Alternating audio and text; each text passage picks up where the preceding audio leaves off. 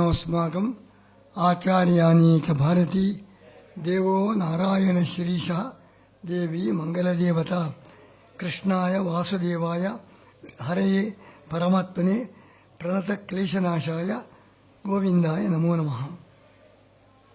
ಎಲ್ಲ ಮಹಾಜನರಲ್ಲಿ ನಾವೊಂದು ಹೇಳಿಕೆಯನ್ನು ನೀಡ್ತಾ ಇದ್ದೇವೆ. ಇತ್ತೀಚೆಗೆ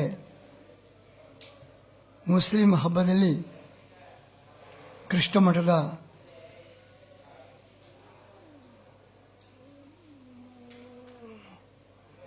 ಮಠದಲ್ಲಿರುವ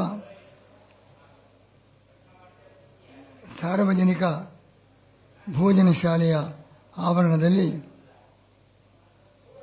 ಮುಸ್ಲಿಂ ಬಾಂಧವರಿಗೆ ಸೌಹಾರ್ದ ಭೋಜನವನ್ನು ಏರ್ಪಡಿಸಿದೆವು.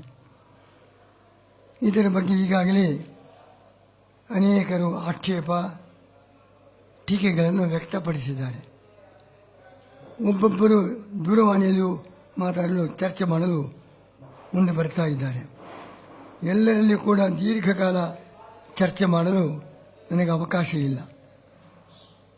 ಹೀಗಾಗಿ ನಾನು ವಾಟ್ಸಾಪ್ ಮತ್ತು ಫೇಸ್ಬುಕ್ಕಿನ ಮುಖಾಂತರ ನನ್ನ ವಿಚಾರವನ್ನು ಎಲ್ಲ ಮಹಾಜನರಿಗೆ ತಿಳಿಸಿದ್ದೇನೆ. ಅದನ್ನೆಲ್ಲರೂ ಕೂಡ ಗಮನಿಸಿ ನಮ್ಮ ಅಭಿಪ್ರಾಯವನ್ನು ತಿಳಿದುಕೊಳ್ಳಬೇಕಾಗಿ ಅಪೇಕ್ಷಿಸ್ತೇವೆ. ಅದರ ಮೇಲೆ ಏನಾದರೂ ಪ್ರಶ್ನೆ ಆಕ್ಷೇಪಗಳಿದ್ದರೆ ಪತ್ರ ಬರೆದು ಸೂಚಿಸಬಹುದು. ನಾವು ಪತ್ರಗಳ ಮುಖಾಂತರ ಅಥವಾ ಪುನಃ ಈ ಫೇಸ್ಬುಕ್ ಮುಂತಾದವುಗಳ ಮೂಲಕ ಎಲ್ಲರಿಗೂ ಕೂಡ ಉತ್ತರವನ್ನು ಕೊಡ್ತೇನೆ. ಮೊನ್ನೆ ನಡೆದ ಘಟನೆ ಅಂಥ ವಿಶಿಷ್ಟವಾದ ಘಟನೆಯಲ್ಲ, ಸಾಮಾನ್ಯವಾದ ಘಟನೆ. ನಮ್ಮ 1.5 ವರ್ಷದ ಪರ್ಯಾಯದಲ್ಲಿ ನಾವು ನೋಡ್ತಾ ಇದ್ದೇವೆ, ನೂರಾರು ಜನರು ಮುಸ್ಲಿಮರು ಕ್ರೈಸ್ತರು ಇಲ್ಲಿ ಬಂದು ಊಟ ಮಾಡ್ತಾ ಇದ್ದಾರೆ. ಕೃಷ್ಣ ಮಠದ ಸಾರ್ವಜನಿಕ ಭೋಜನಾಲಯ ಮುಕ್ತ. ಎಲ್ಲ ವರ್ಗದವರು ಜಾತಿ ಮತ ಭೇದ ಇಲ್ಲದೆ ಊಟ ಇಲ್ಲಿ ನಡೆಯುತ್ತಲೇ ಇದೆ. ಸಾಮೂಹಿಕವಾಗಿ ನೂರಾರು ಕ್ರೈಸ್ತರು ಮುಸ್ಲಿಮರು ಇಲ್ಲಿ ಊಟ ಮಾಡಿದ್ದಾರೆ. ಅನೇಕ ದಿನಗಳಲ್ಲಿ ಮಾಡಿದ್ದಾರೆ. ನಾನು ಅದನ್ನು ಪ್ರತ್ಯಕ್ಷವಾಗಿ ನೋಡಿದ್ದೇನೆ. ಅದರ ಜೊತೆಗೆ ಮೊನ್ನೆ ಹಬ್ಬದ ನಿಮಿತ್ತವಾಗಿ ಮುಸ್ಲಿಂ ಬಾಂಧವರಿಗೆ ಊಟವನ್ನು ಏರ್ಪಡಿಸಿದ್ದೇವೆ. ಅದಕ್ಕೆ ಇಷ್ಟು ಹುಯಿಲು ಹಬ್ಬಿಸುವ ಅಗತ್ಯವೇ ಇಲ್ಲ. ಸಾಧಾರಣವಾಗಿ ದಿನನಿತ್ಯ ನಡೀತಾ ಇದೆ. ಅದರಲ್ಲಿ ಇದು ಆ ದಿವಸ ನಡೆದಿದೆ. ಇದು ಹೊಸದಲ್ಲವೇ ಅಲ್ಲ, ಹೊಸ ಸಂಗತಿಯಲ್ಲ, ಇಷ್ಟವರೆಗೆ ನಡೆಯದೇ ಇದ್ದ ಘಟನೆಯಲ್ಲ. 100 ವರ್ಷದಲ್ಲಿ ನಮ್ಮ ಪರ್ಯಾಯ ಮಾತ್ರ ಅಲ್ಲ, ಎಲ್ಲ ಪರ್ಯಾಯಗಳಲ್ಲಿ ಕೂಡ ಜಾತಿ ಮತ ಭೇದವಿಲ್ಲದೆ ಎಲ್ಲರಿಗೂ ಊಟ ನಡೀತಾ ಇದೆ. ಕ್ರಿಶ್ಚಿಯನರು ಬರ್ತಾರೆ, ಮುಸ್ಲಿಮರು ಬರ್ತಾರೆ, ಪ್ರತ್ಯೇಕವಾಗಿ ಬರ್ತಾರೆ, ಸಾಮೂಹಿಕವಾಗಿ ಬರ್ತಾರೆ, ಎಲ್ಲರಿಗೂ ಊಟ ನಡೀತಾ ಇದೆ.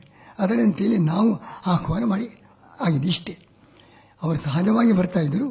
ಈ ಸಲ ನಾನು ಆಹ್ವಾನ ಮಾಡಿ ಬಂದಿದ್ದಾರೆ, ಇಷ್ಟೇ ವಿಶೇಷ.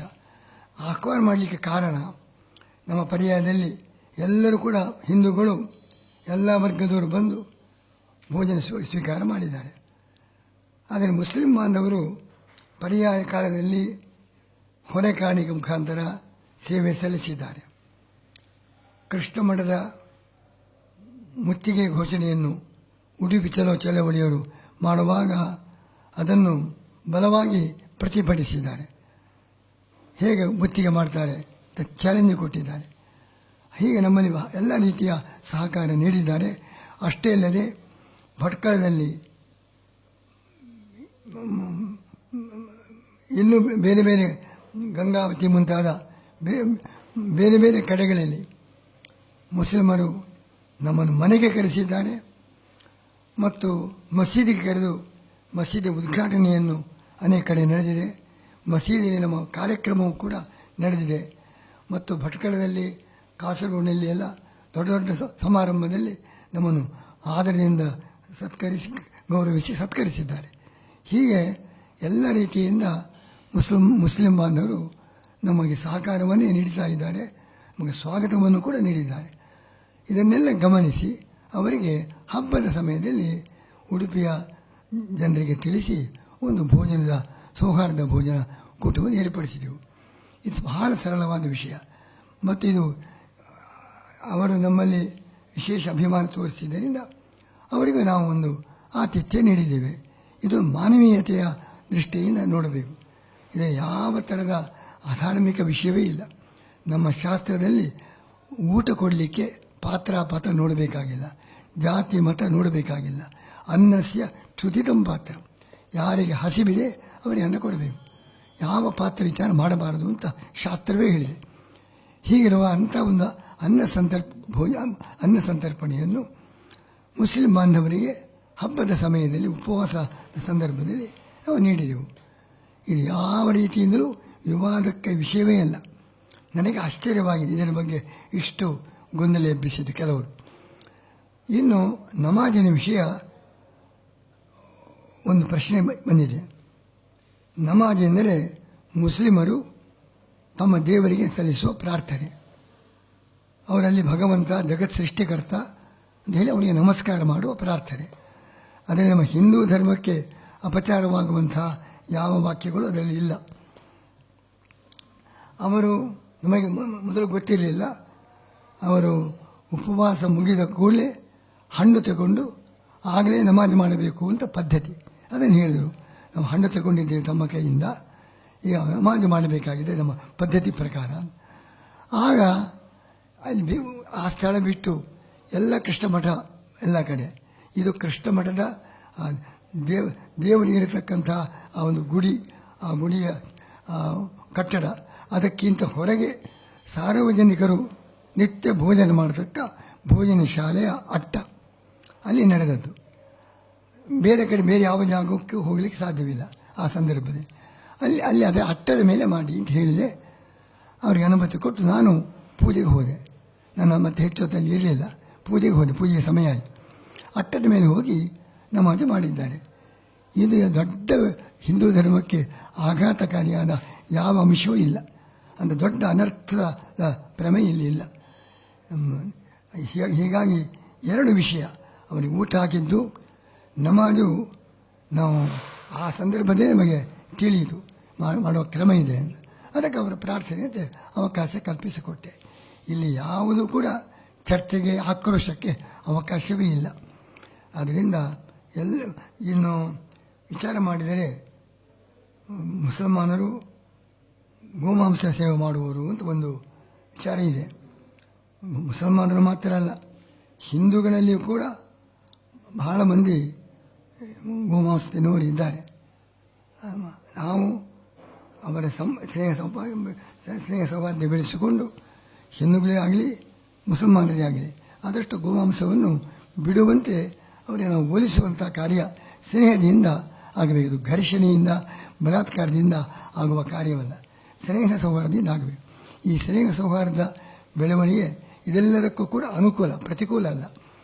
ಮಾತ್ರವಲ್ಲದೆ ಅಂಥ ಮುಸಲ್ಮಾನರ ಜೊತೆಗೆ ಸ್ನೇಹ ಸಂಬಂಧ ನಾವು ಮಾತ್ರ ಆರಂಭಿಸಿದ್ದಲ್ಲ. ನಮಗೆಲ್ಲ ಮೂಲ ಗುರುಗಳಾದ ಮಧ್ವಾಚಾರ್ಯರು, ಅವರ ಮೇಲೆ ಮುಸಲ್ಮಾನರು ಸಂಶಯದಿಂದ ಶತ್ರುಗಳು ಅಂತ ಒಂದು ಭಾವನೆಯಿಂದ ಆಕ್ರಮಿಸಲು ಬಂದಾಗ, ಯಾಕೆ ಆಕ್ರಮಣ ಮಾಡ್ತಾ ಇದ್ದೀರಿ, ನೀವು ಬಹುಸಂಖ್ಯಾತರು, ನಾವು ಕೆಲವೇ ಬಂದಿದ್ದೇವೆ, ನಮಗೇನು ಭಯವಿಲ್ಲ, ನಾವು ನಿಮ್ಮ ರಾಜನನ್ನು ನೋಡಲಿಕ್ಕೆ ಬಂದಿದ್ದೇವೆ, ಭವತಾನ್ನರಪಂ ಕ್ಷಿತಿಪತಿಂ ದಿದೃಷ್ಟವ, ನಿಮ್ಮ ರಾಜನ ನೋಡಲಿಕ್ಕೆ ಬಂದಿದ್ದೇವೆ, ಯಾಕೆ ನಮ್ಮ ಮೇಲೆ ಹಾರಾಡ್ತಾ ಇದ್ದೀರಿ ಅಂತ ಹೇಳಿದಾಗ ಎಲ್ಲ ಸ್ತಬ್ಧರಾದರು. ರಾಜನು ಅವರನ್ನು ನೋಡಿದ, ವಿಚಾರಿಸಿದ. ಅವರ ಮಾತು, ಆ ಕಾಲೋಚಿತವಾದ ಮಾತು, ಆ ಸೌಮ್ಯವಾದ ಮಾತು, ಗಂಭೀರವಾದ, ಅದರಿಂದ ಅವನು ಬಹಳ ಒಂದು ನಮ್ರನಾಗಿ ಅವರಿಗೆ ಗೌರವ ಸನ್ಮಾನ ಸಲ್ಲಿಸಿದ. ಹೀಗೆ ಅವರ ಜೊತೆಗೆ ಸ್ನೇಹ ಸಂಪರ್ಕವನ್ನು ಮಧ್ವಾಚಾರ್ಯರೇ ಮಾಡಿದ್ದಾರೆ. ಸ್ನೇಹ ಸಂಪರ್ಕ ಮಾಡೋದಾದರೆ ಅವರಿಗೆ ಊಟವನ್ನು ಹಾಕಬಹುದಲ್ವ. ಯಾವಾಗ ಸ್ನೇಹ ಸೌಹಾರ್ದಕ್ಕೆ ಅವಕಾಶ ಇದೆ ಅಂತಾದ ಮೇಲೆ ಊಟ ಹಾಕಿದರೆ ತಪ್ಪೇನಾಗ್ತದೆ. ಮಂತ್ರಾಲಯ ಸ್ವಾಮಿಗಳು ಅವರಿಗೆ ಜಾಗ ಕೊಟ್ಟವರು ಯಾರು?